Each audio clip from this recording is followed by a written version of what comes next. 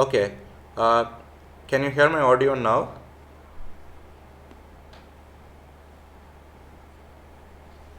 I hope my audio works now. Sorry, I think I had muted my mic accidentally for the first 5 minutes. I just realized. Let me know if my mic is audible now. I mean, my audio, sorry. This is my audio. Um, can anyone on the comments just inform? Hello to Saravanan for joining in, and hello to Noor. Yep.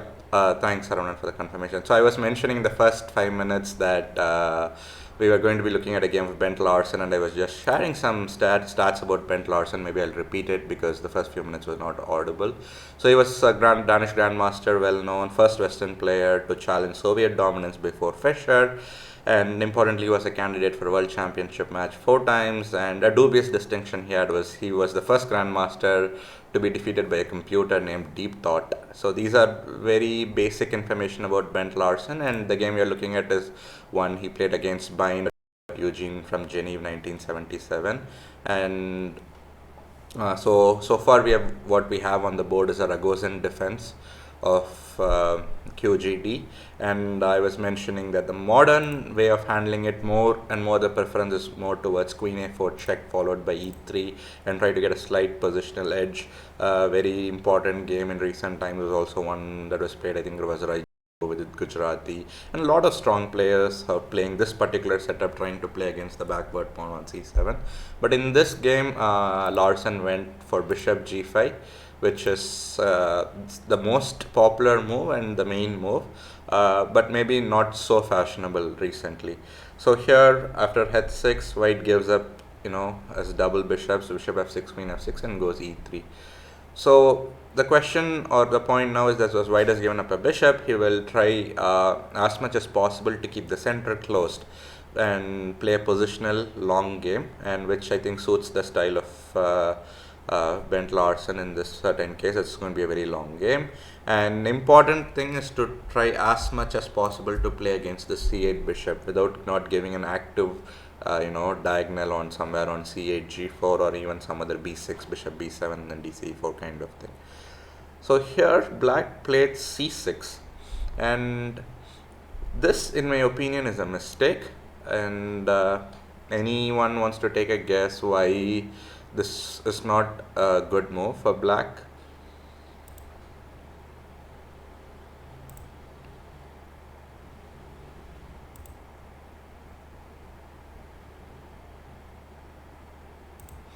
Okay, so if you can share your idea if that's the way we can interact during the session. If you do know the solution or want to share some comment.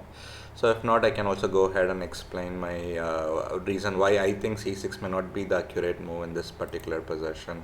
So the reason is certainly, as I mentioned, the c8 bishop is going to be a problem in the previous move.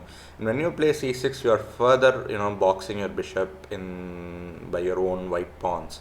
And I don't think it's a great idea to do that.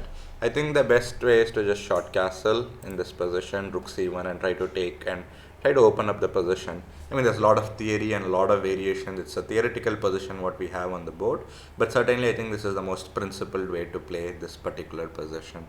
So after c6, uh, here the move that was played in the game is something that I feel was slightly inaccurate. I mean, there could have been a better move order. They could have reached the same position that they reached in game like few moves later. Yeah, Saravanan, you're right. It restricts black slide bishop big time for the question on bishop on c8. Yeah, on why c6 is bad. So here, white played bishop d3, and then the game transposed to that I analyzed as better for white. But I felt there was a particular move order that white could have reached the same position in a more forcing way. And I believe reaching it in a more forcing way, a continuation would be better than possibly giving black some options in this path to the reaching the same dubious position. So white played bishop d3 in this position, but I feel queen b3 first, asking a question, what do you want to do with this bishop? Either you want to go bishop d6 or bishop e7 or even bishop a5 or bishop c3 is a decision that black needs to make, or even queen e7. So of this, I think most likely black will go either bishop a5 or queen e7 in my opinion. And if queen e7, then you go bishop d3 and just complete your development of short castling, which kind of transposes into the game. For example, a sample variation would be something like short castle, rook a c1, and white has completed all the development and kept the center under tight control because e5 is not possible. d5 would always be hanging, and the question again is where does the bishop go, followed by where does the rook go on a8. So I feel this way white gets the most pleasant position in the most direct manner. But in the game, white decided to go bishop d3, and then black could have short castled if he wanted, but he went for knight d7 first. So short castle, and here we have, in my opinion, the first critical decision that white has to make, based on the fact that white has completed development like 90% except for the rook and queen, and it's very obvious we have to develop the rook to c1, not d1, because I think the other rook on f1 will go to d1 at a later point. So rook c1 is an obvious choice, or he has to choose queen b3. And another option that white may try is e4, but e4 goes against the spirit of the position. As I mentioned, white should not be opening up the position because black does have double bishops in this case, and I feel e4 unnecessary weakens the center also for white. So certainly because of that, white decided to go rook c1, and black played d takes c4. And before we go into the game continuation dc4, a possible variation for black that was played in a very recent game like 2 years ago between two Indian grandmasters. I mean, one of them was not a grandmaster at that point in time, but later on went on to become a grandmaster. It was Arjun Erigaisi versus Sasikiran.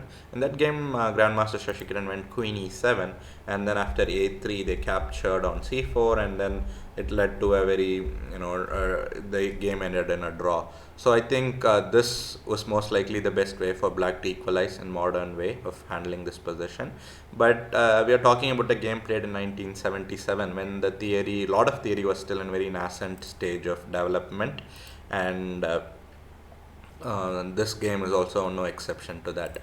So here black played d takes c4. So now I have a question for the audience. You can spend a minute or two and try to calculate what white should do. I mean, there's a very obvious move, and there is a move that is not very obvious compared to the other option, but why, which one is better? Is the most obvious move or is something else? So spend a minute or two, calculate some variations and figure out why you would choose the one of your continuations. Yes.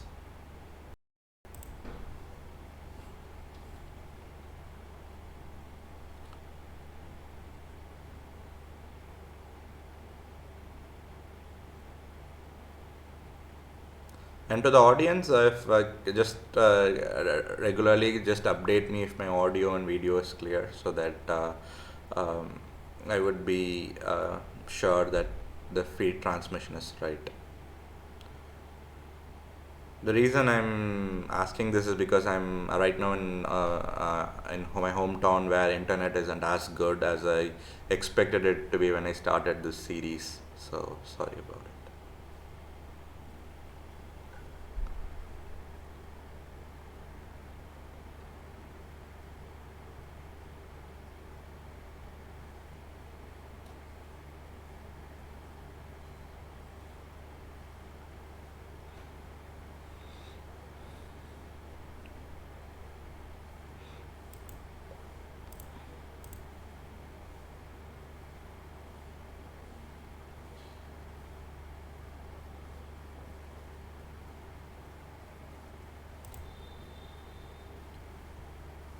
I hope you are calculating the most obvious move and the not so obvious move in this position.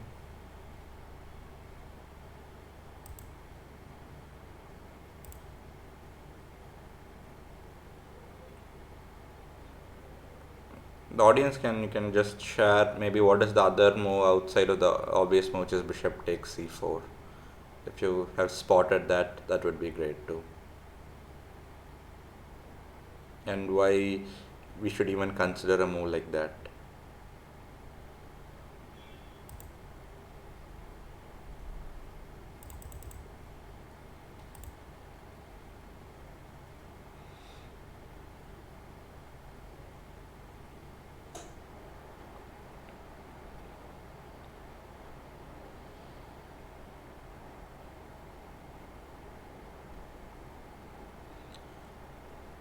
Okay, so the let me go ahead and explain the move that was played in the game. White played knight e4. As I mentioned, the most obvious would be just recapturing the pawn with the bishop, but White instead decided to play knight e4, which in my opinion is a brilliant move. The reason being the bishop is actually doing a fantastic job on this diagonal, b1 to h7. So it makes sense to retain the bishop as it is on the diagonal, and by playing knight e4, you are going to capture on c4 with the rook. So that is the key point of this line. And so now after knight e4, again I have a question to the audience. So the queen needs a square. Where would you put, e7 or d8? There is a very minor difference between the two squares, and one of them is better than the other.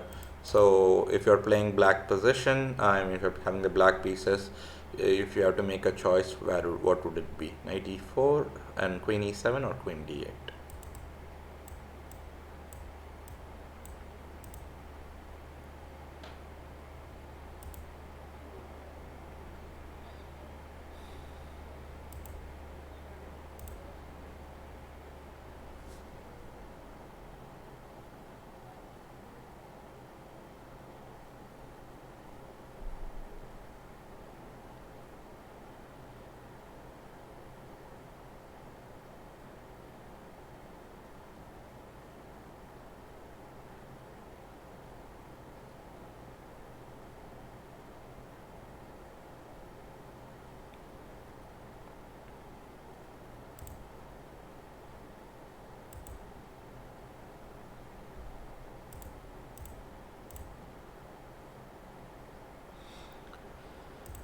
Okay, so here the question I asked was is if you're going to choose queen e7 or queen d8, because moves like queen g6, queen f5 are pretty much dubious as you're running into this diagonal where the white bishop is strong. So I would not suggest moving there, but queen e7 is better than queen d8, because queen d8 is going absolutely back to the starting position where the queen was, and that's very passive. As I was earlier mentioning, the bishop on c8 rook 8 is still not developed, and the queen, which is technically developed as it came out to f6, is going back to its starting position, means it's undeveloping itself.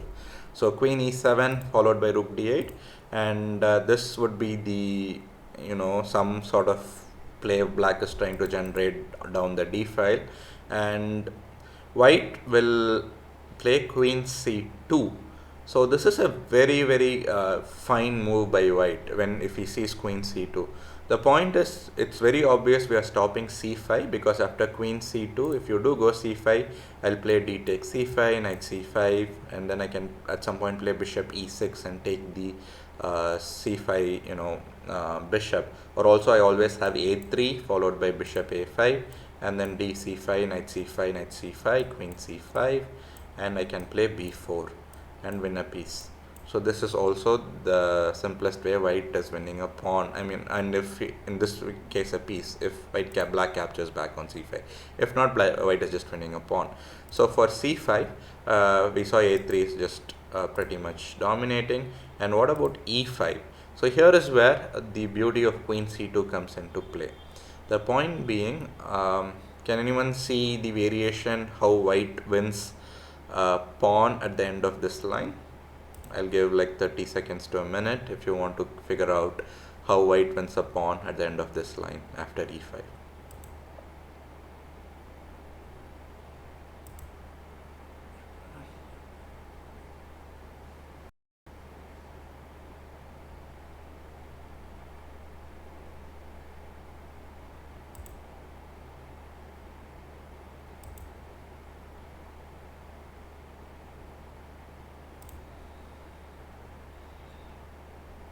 Any answers on how white wins a pawn at the end of the line after e5?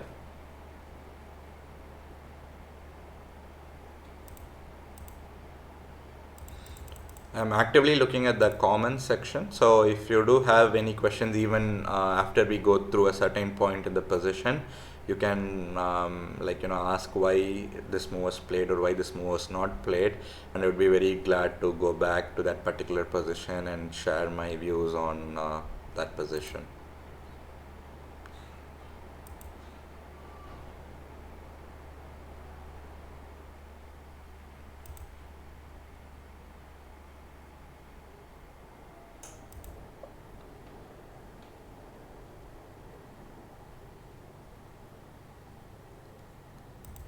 Okay, so as I don't see any reply as of now, I'll go ahead and explain the idea on why f7, why e5 is a mistake for black.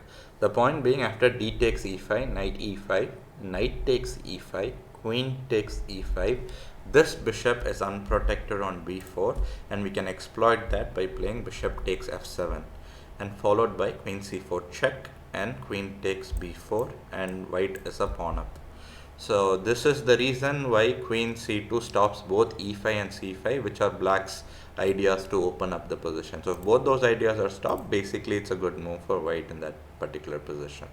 So this is the variation we're talking about as queen e7, and this was not played in the game.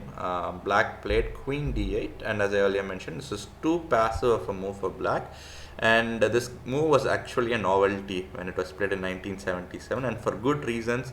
No one else has repeated this move even after that. So this is the only game that is from then till now is in the database after queen d8. So here, as we earlier mentioned, white played knight e4 so that he wants to capture with the rook. So that's what white did. He captured the pawn with the rook. We'll just briefly look what happens if we capture with the bishop, even though that's not the optimal move. Black will pull back the bishop because the bishop feels a bit weak on b4 without any support. And after queen e2, b6, rook fd1. Very slight edge for white because again better developed and pieces and more central control. So white has a slight edge, but rook c4 is going for more of an advantage than bishop takes c4. So when rook takes c4 is played, black certainly has two options to go with this bishop: bishop to a5 or bishop to e7. And in the game, Robert Byrne chose bishop e7. Bishop a5, if he had gone, then white can play knight e5, or we would not be very keen on going knight d6 and trying to pick up the c8 bishop, because the c8 bishop is terribly positioned, and we wouldn't want to capture a bishop on c8 for our exceptionally good placed knight on e4 or d6. So knight d6 would not be an idea we would consider to just get that bishop on c8. So knight e5, and the point being, you want to add more grip. If knight takes e5 d e5, you have exceptional amount of grip on these two squares, and the rook can possibly swing to g4 after the knight moves and attack the king. So this would be a fantastic position to attack black, and the bishop on c8 still isn't playing. And in case for knight e5, black goes f5, white can capture on d7 and then take control of the square and go f4. So the point of f4 is once again stopping e5 break, and by that you are making the c8 bishop just terrible. So but the point being, f4 does weaken the e4 square, let's say, but black has no good way to exploit because he has no knights on the board. So white has a very firm grip on the dark squares with his pawns like e5, c5 and d4 and so on, and a very firm central grip especially. So this means that both the black bishops look a bit dummy in this position, so it's not a great thing for black. So in the game, black decided to go bishop e7 instead of bishop a5. And here a question to the audience: how would you play in this position? So there's only one piece yet to be developed, which is the queen. So would we move the queen to, let's say, some e2 or c2 or b3, or would we already start improving our existing pieces? That's the question here we have. So I'll give a few minutes to think, and please post your views on the comment section during the session so that we can have it as an interactive session. The concept of this is to have as much interaction during the session. So active learning, I think, is very critical. So feel free to share your comments.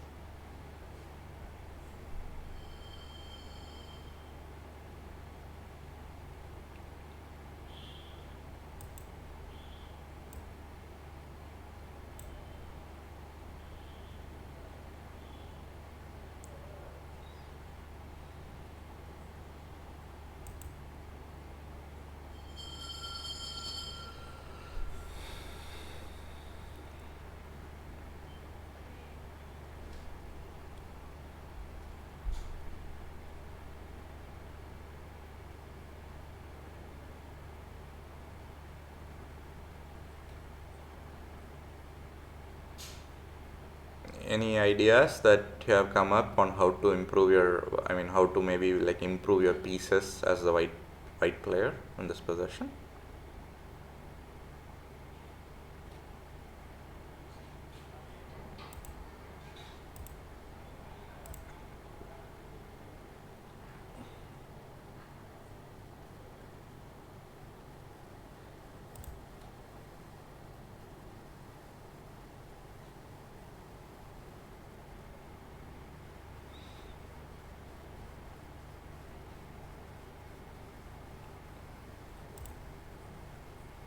Okay, so let's jump into the game. White played bishop b1. So as I asked the question, should we develop the queen or should we improve an already developed piece, because the queen is not yet developed but already developed piece? The answer is we should improve the bishop to b1. The reason being it helps in to improve the queen, because if we put the queen e2 or c2, I mean, I think e2 is a better square than c2, because c2 can possibly trap the rook. I mean, the rook will not have that many exit squares, like queen c2, knight b6, rook c3, and the rook may feel a bit weird on c3. So maybe queen e2 is good, but the point is, what does the queen do on e2? Not really much of an active threat. An important thing that white should try to exploit. So yes, no. So I just saw the comment that you mentioned that white should bring the last piece and add an advantage. I feel, as I was explaining, it is better to first improve the bishop and then put the queen on d3. So it creates active threats. So the queen, if it's very active in this position, then as already black's pieces are very passive, the advantage gets increased for white. So that is why a move than queen e2 is not that great in my opinion compared to bishop b1, which was played by uh, white in this game. So we are having an active threat of queen d3 with some checkmate ideas on h7 at a later stage of the game. So that is why bishop b1 is a very strong move. So black immediately recognizes the problem that he's going to face in the next few moves. So if he wanted, he could go knight f6 and just exchange, and if queen d3 or knight e5, go g6. But again, very passive structures, passive pieces. So white certainly has the advantage after a move like f4. And as you can see, as I've highlighted, the pieces on the light green color, the knight on e5, f4, d4 has a strong grip, and the g6, f7 are weak. With like any time there can be some sacrifice happening on g6, and the c8 bishop is certainly a problem. So because of this, black decided to find a different solution. Black went rook e8. So he says, I'm going to go knight f8 and cover my h7 square in case if there's a mating threat on h7. But that doesn't stop white from going queen d3. I mean, just because black is going to stop our ideas, it's not like we should not play a move, play our ideas. So in this case, white went queen d3, and there is a similar move which is queen c2. If you remember, when the bishop was on d3, I mentioned queen c2 was a bit odd, maybe because of knight b6, rook c3, and the bishop may not be very happy. But here we would be happy if the knight goes to b6, right? Because the point being, knight f8 was the intention why rook e8 was played. So we'd be very happy to push the knight to this side of the queen side of the board, so we can go rook c3 and maybe move our knight away, threatening a checkmate on h7. And the reason why queen c2 is better is because here you are also possibly putting additional pressure on the c file and the c6 pawn. So if you do, let's say, go b4, a4, b5 at some point, you can immediately access the c7 square with your rook and so on. So you are having a minor better variation than queen d3. A possible variation which I think can continue after queen c2 is queen c7, and here is where I that is actually a very standard plan for players who have played this position. They'll immediately find this plan. But players who are new to this position, this may be a bit tough to see what plan that could be. So if you want, you can take take a minute or two to think and try to find what that plan would be. And this plan revolves around increasing white's attack on the king side, not anything related to queen side expansion. But it is mainly about white's king side attack, increasing the attack. So it is somehow to further make inroads into black's weak king side, because as you can see right now, black has no piece defending his king. I mean, once knight f8 comes, the knight will defend, but technically there is no piece defending the king right now.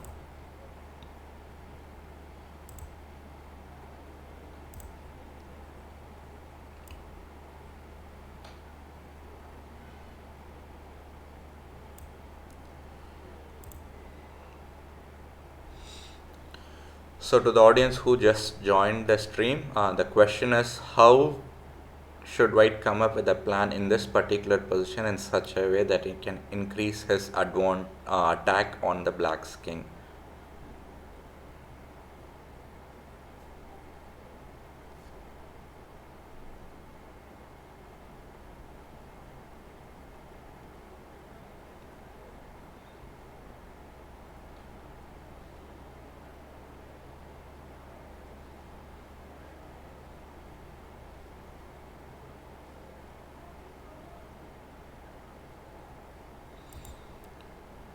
Yes, knight e g5 is clearly interesting move, but I think knight e g5, then there's a bishop takes g5, and if queen, I'll explain the variation. Let's say queen h7 check, king f8, and the king escapes via e7. So we are not able to really deliver a checkmate. So knight e g5 unfortunately does not work, Shrikant, in this particular position. But it's certainly the right direction to think. But even for knight e5, another option is knight f8 also to stop h7, control h7. So knight e5 unfortunately doesn't work. Okay, so let me go ahead and actually maybe explain the idea. So white first plays a3. This is a move. I mean, by the way, we are calculating a variation right now. This is not the game move. Queen c2 is not played in the game. White plays a3, just wants to play b4 initially, and let's say black goes a5 to stop this. And now the standard plan comes up, which is h4. So what does h4 do? One, maybe 8 at knight e g5 kind of jumps. Another critical variation that it helps is to play g4 and to go g5, h5, g5 and attack. So the question then is like, we are weakening our own king side in the process. That is true, but the point being, as the center is closed, we are having a tight control of the center. So let's say for h4, if black goes knight f8, if we go g4 here, maybe e5 will come up right away something. So first we can play one waiting move, because g4 is not going to be stopped by black by playing h5, because knight e g5 would come, or by f5, then e5 becomes a big weakness. So first let's ensure the rook is safe with rook c3, and then we are going to play g4 and g5. As I mentioned, this is a bit higher level of concept on an idea that you see maybe players often in IM or higher strength. If they have already seen this idea, they play this h4, g4, and then try to go g5 and attack h5, g5 kind of attack. And this is a very strong attacking maneuver in my opinion, and possibly even at some point you can go knight e5 and then f4, g5 also, and just cramp space for black on the king side and also increase your attack. But in the game, white played queen d3 instead of queen c2. So black went knight f8 and white just played rook d1. So important point to note is look at how all the white pieces are placed on the light square bishop collar. And this is a very important concept to understand in general. So if you have given up double bishops, then how do you place your pieces? So generally it's advisable to place your pieces on the color of the bishop that you have. In this case, as white has the light square bishop, it makes sense to place it on the light squares. And also look at the quality of the pieces. So two things we always have to look: quality and quantity of the pieces. Quantity is like material advantage or disadvantage. Even if quantity is a lot higher, but if the quality of the pieces is lower, then it's basically the quality doesn't make much sense. But here the quantity of pieces is same exact, I mean equal material. And just look at the quality of black's pieces. We have close to 1 on a8, 3. We have 6 pieces on the first rank of the board, which is basically means they have not been developed. I mean, even if has been developed from b8 to f8, it is still very passive on f8. So the quality of the pieces is so good for white in this position, and it's such a strong position for white in this particular case. So black goes queen b6 and to improve his queen, and white goes queen c2. And so this was the reason why I mentioned few moves earlier, that queen c2 directly would have been a better option. So you could have saved one critical tempo, but it is fine. Black goes bishop d7, and white goes knight c5. So white is now trying to get, important to note, white is trying to get the e7 bishop, not the d7 bishop. The e7 bishop is comparatively more active than the d7 bishop, so it makes a lot more sense if black is willing to give up, his dark squared bishop. So knight c5, black went rook a d8. And now white follows a very simple strategy to increase his advantage. So one idea, as we could say, still could be h4, g4 and all, but white decides to go b4. White says, I'll gain more space on the queen side, and also I will, get more grip on the dark square. So very simple idea by white in my opinion, by going b4. So here black decides to go bishop c8, and now maybe trying to create some play on d5, hopefully, or even knight d7 kind of. But knight d7 doesn't work because of minutes unchecked, but maybe in the future. So here I have a question for the audience. If white has to choose between an option to play a3 or a4, which one would you choose? You just have to calculate a3 or a4. Which move of the two would you choose? Take a minute or two. I would give 2 minutes.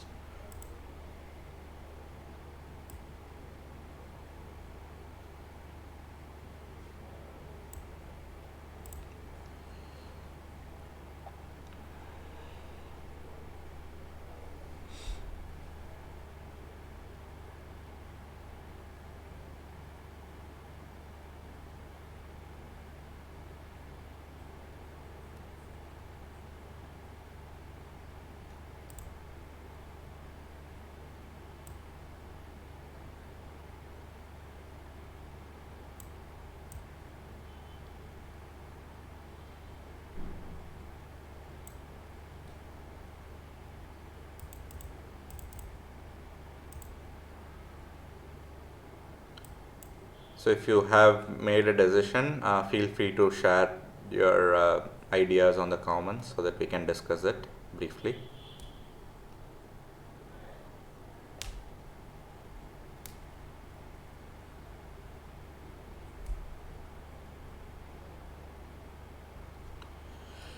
Yes, Shrikant, you're right on the fact that the rook on c4 cannot be dislodged, so a4 is fine. A4 is what was also played by Bent Larsen, so uh, but the point is actually a4 is slightly dubious compared to a3.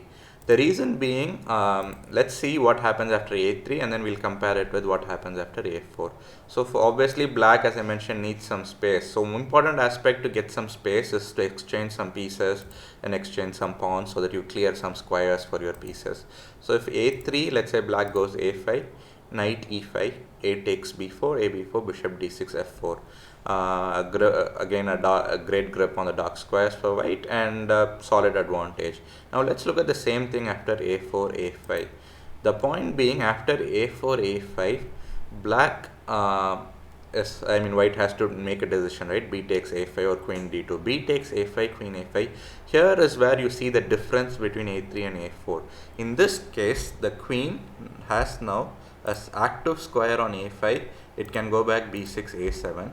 But when you look at a3, a5, let's say in this particular position, this a5 square doesn't exist. A very, very minor differentiation between a3 and a4. But that one square that we are giving an additional access, I think is very critical difference.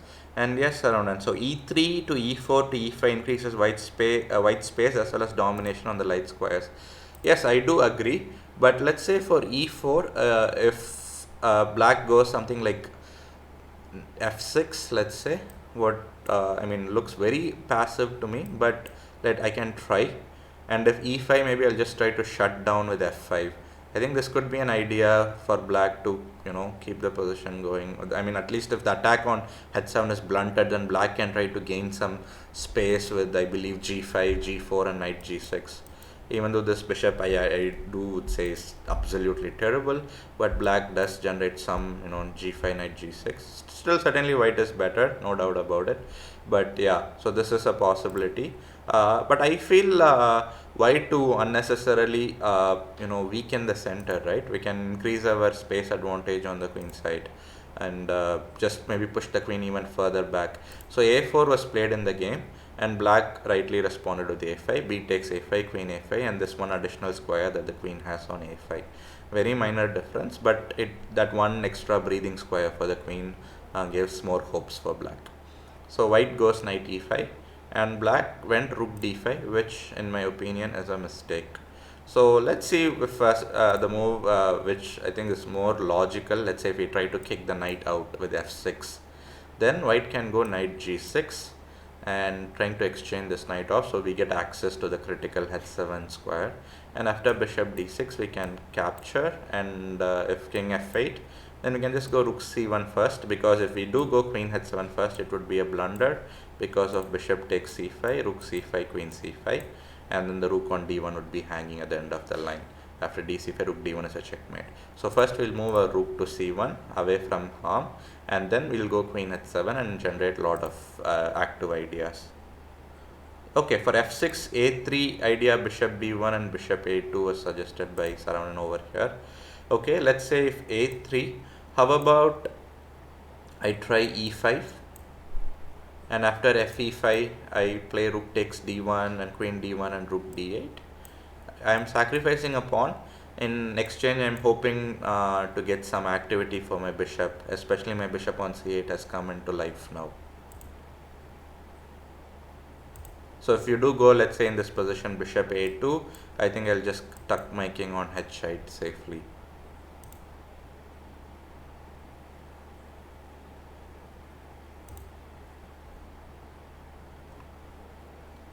So this is what I think why a black's best try is to sacrifice a pawn and actively defend by activating his pieces. So going back into the game after knight e5, f6 was what we just discussed on knight g6, and there is an option to go bishop d6, which I think is black's best try. The same idea to go f6 and e5 and activate his pieces. So let's say if f4, then we have f6, knight e d3, e5, and then the bishop on c8 gets into game and black has some play. And even though still white is better, but black certainly at least will die fighting instead of just being dead passively. And so I was very bit surprised when black went rook d5, and his idea I believe is to play on c5, do mass exchanges and try to defend. So white just pulls back the knight from c5, because that's what was the plan, right, to play bishop takes c5. So white just pulls back the knight, knight b3, queen a6, and here white played knight d3, but I would have preferred f4 for the same reason that we should not allow e at whatever cost that black is trying to play e5, because when knight d3 here, which this was the move that was played in the game, black should have played e5, which black missed. This is in my opinion a good move, even though it loses a pawn with not enough compensation, because let's say if knight takes e5, there's bishop e6, and the bishop is active, so you can fight even though you're a pawn down. And if d takes e5, then there's bishop f5. And here there's a very important line to note. The first view for people would be like, aren't we not winning something after playing e4? The point being, black has bishop g4, counter attack the rook on d1, so that if we do play e d5, bishop takes d1, and actually white is losing material in that case. And if white goes rook c1, black just goes rook d d8. So what black has achieved by pushing white to play e4 is this diagonal has been closed, so black may not have to worry about it for some time. And black certainly has some counterplay chances on the e6 square with bishop e6 or knight e6 and so on. So black has some compensation, but not full compensation for the pawn. So I believe e5 would have been the strongest fighting chance, but black played rook e d8, and white should again have played this. E5 was an idea that was consistently missed, or maybe the players did not take it seriously for some reason. So again, white should have played f4 and stopped e5, but white went h3. So here once again e5 would have been the best variation, and we can see what would have happened after e5. Knight e5 would have been a straight up blunder, and I think it's very obvious why it's a blunder, because there's rook e5, d5, rook d1, queen d1, and queen takes e4, and black wins a piece. And if we go e4 trying to counter in the center, black creates chances with an exchange sacrifice and a pawn for the rook, a minor piece and a pawn for the rook. So for e5, the best try would be d takes e5. Black can go bishop e6 and knight d4, rook 5 d7, Yeah, a white is pawn up and weak light squares rook g4 is all possible. But at least I feel like I can play at some point b5 and to do some exchanges and try to keep the game going. Maybe queen a5 and somehow manage my bishop to come to c7, hit on e5 if possible, and so on. So this would have been practically a better try. Black decided to go b5, and then after rook takes c6, queen a4. I think we have reached a critical moment now in the game. So the question now is, more squares for the queen is available. Yeah, I think it's the noise from my keyboard. I'll ensure I don't press my keys fast. Yeah, sorry about it. The noise that you hear was my keyboard noise. So in this position, after rook takes c6, queen takes a4. Uh, the queen, earlier we were talking about getting one square on a5, and the queen has got even an additional square on a4. The rook on d5 is way more active. Rook d8. Black has considerably managed to improve his position compared to white. I mean, if you compare it to let's say a position that, like, let's say 10 moves ago, somewhere at over here on move 17, let's say. So somewhere over here, black's position was way worse compared to what we have on move 25. So black has moved closer towards a better position, but if it's still enough, definitely not. So how should white continue in this position? And I really like the approach that Larsen chose in this position. I mean, there are multiple ways that white can continue to hold on to his advantage, but the strategy he used was, in my opinion, very principled and straightforward.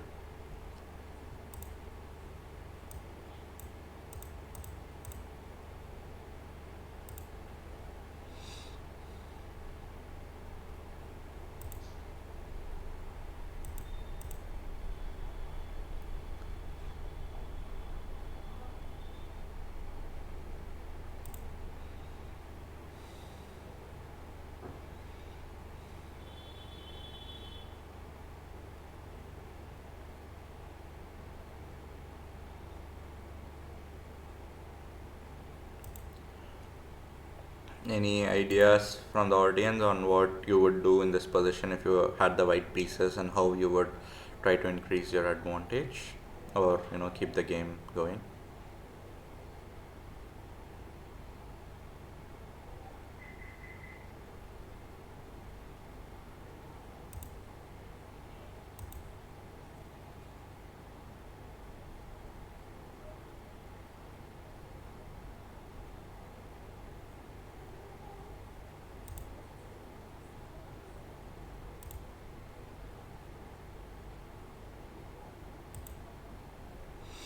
Okay, so I will explain what the move that Ben Larsen played in this position. He went for knight b c5. So his idea was, this is the only active piece, the most active piece that black has. I mean, the queen on a4.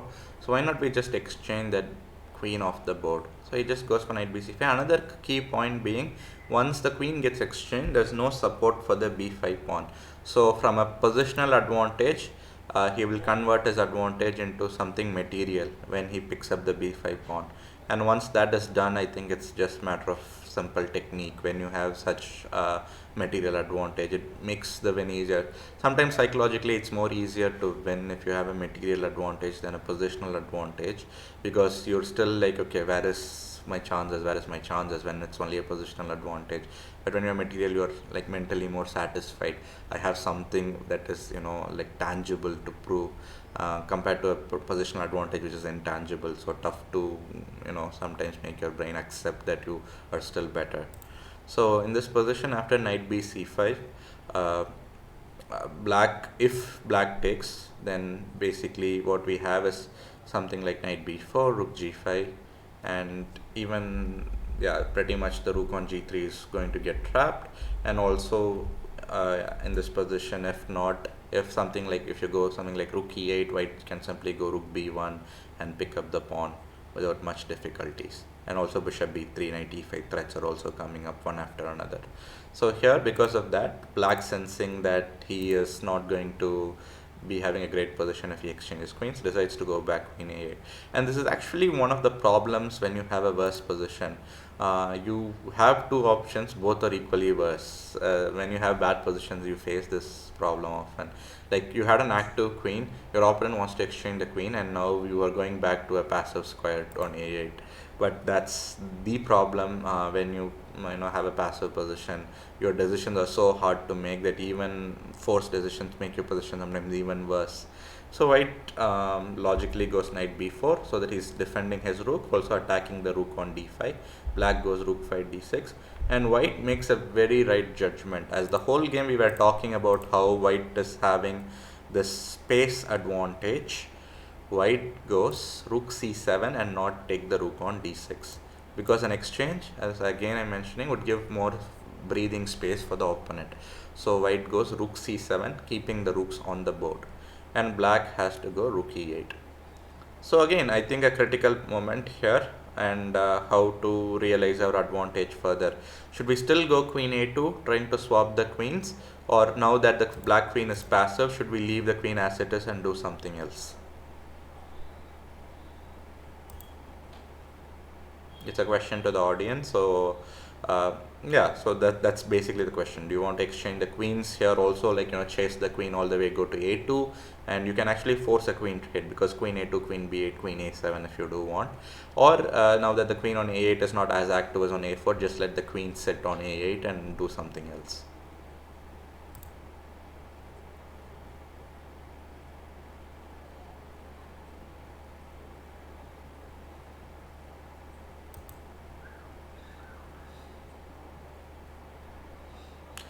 Yep, Shrikant, leave the queen on a8 as it is. You're right, spot on. We should not be going queen a2. I mean, queen a2 is not a bad move, it still retains you an advantage, but leave the queen and go queen b2. The point being, you have bishop e4 and knight c6 kind of things. You're going to harass the queen badly on a8 in this particular position after queen b2. So after rook b6, let's say, or if let's say if queen b8 is played, white always has rook c6 move, and just then threaten to go knight a6 and so on. So after rook b6, bishop e4, queen b8, white will go rook c6, and here knight a6 is a very big threat, like knight b a6 or knight c a6, and also rook a1, and trying to access the a8 square. And if rook takes c6, we have knight c6 or bishop c6. So this would be the most precise way for white to keep the game in a big advantage. But Bent Larsen decided to go queen a2, which in my opinion is a slightly dubious decision. But as I mentioned, he just wants to win that pawn on b5 most likely and get a material advantage. So we can't blame him for his decision. Certainly, I mean, he felt that's the right way to go ahead. So queen a2, queen takes a2. As I mentioned, now the queen trade is unavoidable. Even if you go queen b8, there is queen a7 if needed, and it's yeah, you're just on a quick note, knight a6 would be a blunder because of bishop a6, knight a6, rook a6, and then queen takes c7. So here for queen a2, queen captures, bishop takes a2, and black made a big blunder here by going knight d7. So to the audience, how can white exploit this big blunder? After this, I mean, white just has to find one correct move, and then more or less it's immediate resignation black can do, or maybe play a few more moves and then resign. Knight d7 is a big problem for a certain reason. Try to find what that could be.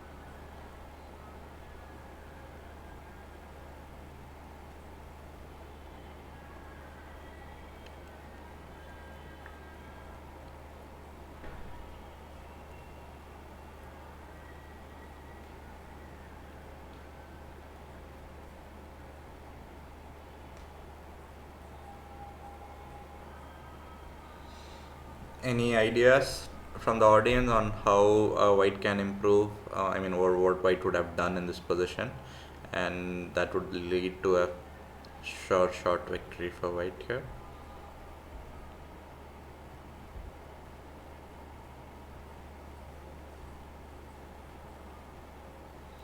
Knight e4 followed by rook dc1. Yes, it's a try.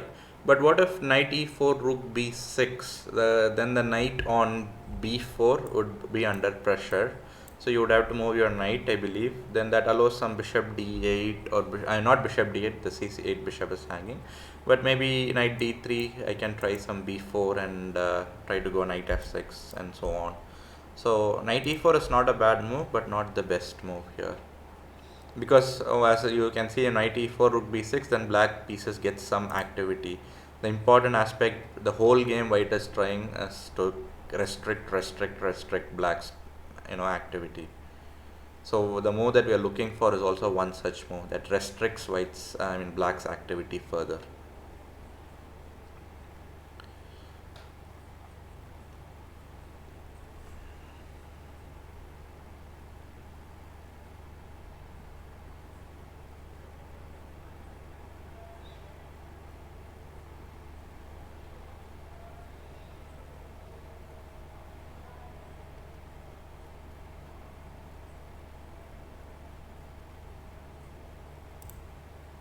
Yeah, knight c d3, just preserving the knights. So what do you have in mind for rook b6?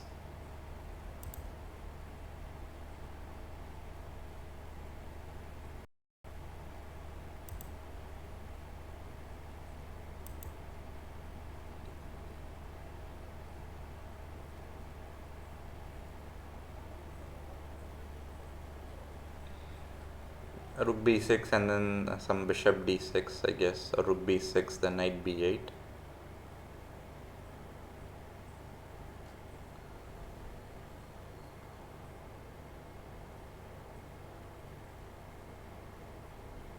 Okay, knight c d3, rook b6, rook 1 c1, and then I guess I have to play bishop takes b4, knight takes, actually I can play rook c8 also, but okay, let's say knight c d3, rook b6, rook c1. If I go rook b8, I think you do have knight c6 and you win a piece on e7 and followed by c8, so this wouldn't work. And for here, if I do take here, maybe I can play this, but still, yeah, pretty much lost. I think I have knight c6 followed by knight a7 here, and okay, black has knight b6 to defend, but yeah, this could be one variation. Or instead, for knight c d3, can black play, let's say, knight b8 and trying to exchange with knight a6 or bishop a6? That knight b8 I think could be an idea, right? Because if you do go rook c1, I have bishop d7, and then I'm threatening somehow to go bishop d8 and keep the game going. The move in the game that white played is knight c6, and the point being rook c8, knight e7 is the straightforward threat. The another beautiful threat is knight e4 is coming, and the rook on d6 is just trapped. So the rook on d6 has no good squares, and as you can see, that I've highlighted how like all the pieces are clustered together. I don't think often you see so many pieces kind of clustered at a single, like a single corner. It looks like a flipped 4, a reversed 4 kind of thing. So many pieces, like what, like we have 6 4 here to 8 pieces in a box of 12 squares, like right after next to each other. And the point being, if knight takes c5, you can just play knight e7 check and knight takes c8. And if not, if the bishop, there's no good square for the bishop on c8, because b7 a6 both are just hanging the bishop. And if bishop f8, knight e4, and the rook is trapped, and you just win a full exchange. Yeah, knight e4. When I saw this position first, also I clearly didn't see knight e4. In the sense, it was tough to believe that the rook can get trapped in absolute middle of the board, right? So, but then when I was like, wow, this knight c6 is such a cool move that it just traps. I also had a very nice learning when I saw this position. So, and so black went king f8. and knight e4 can be played winning the exchange. White was like, I can play knight e4 anytime I want. This position is so good. He just went rook c1 in this position. And the point being, after knight takes c5, it's still the same story. You have knight e7 and dc5 and everything. And knight b6 was played, knight a7, bishop d7, rook b7. So again he's threatening rook takes b6 and knight d7, bishop c8, rook b8, knight c4, and here rook c8, and it's piece. Black just lost a piece and black resigned. So instead of knight c4, I don't know what else can black really do, because one big threat for white is knight e4, and then followed by knight c8, because this rook is also attacking. And if rook d8, then I have rook takes b6, the knight is hanging. So white black loses a piece by force in this position.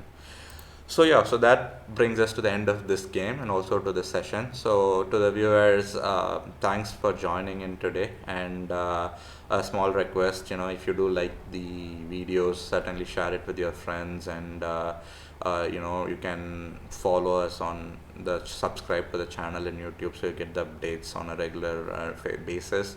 And also, you can like the Facebook page. I've given the Facebook Twitter link. This is for the academy page, so if you also have feedback, you can do it on my personal Facebook and Twitter page also. And generally, as you may know, that all this content is actually chosen by you. By like every week I give an option, like a poll, on what topic should we discuss the next following week. So there's a polling I do for like 3-4 days time. So this week the poll was between Taimanov and Bent Larsen. So I'm not sure what I'm going to ask for votes next week, but there will be some topic. So if you feel you want to learn something more specific that's not even on the list of topics, feel free to just maybe send, like add a comment or something that at some week please do this. I'd be very glad to take suggestions. And then if you do have any feedback or criticism or things how we can improve the stream, I'm very open to suggestions. I highly appreciate that also. So thanks once again for logging in. And yeah, so feel free to share, comment, subscribe, and the basic things that all YouTube channels ask to support the channel in any possible way. And I would highly appreciate if you do share your feedback in social media, and so that other people also know that this is happening. And this is a weekly stream that I'm planning to do. This is week 2. The first week stream I was unfortunately not able to upload because there was some noise issues at the end of this during mid-stream, so I wasn't able to end the live session, but it was so bad that a recorded version would be bad, so I decided not to upload that video. So but this video would be in the channel, so you can anytime come back and watch. And yeah, as this is going to be most likely, I'm planning it to be a weekly 7 to 8 p.m. Indian Standard Time session, unless there's any other emergency or session reschedule. If not, most likely you can expect the same session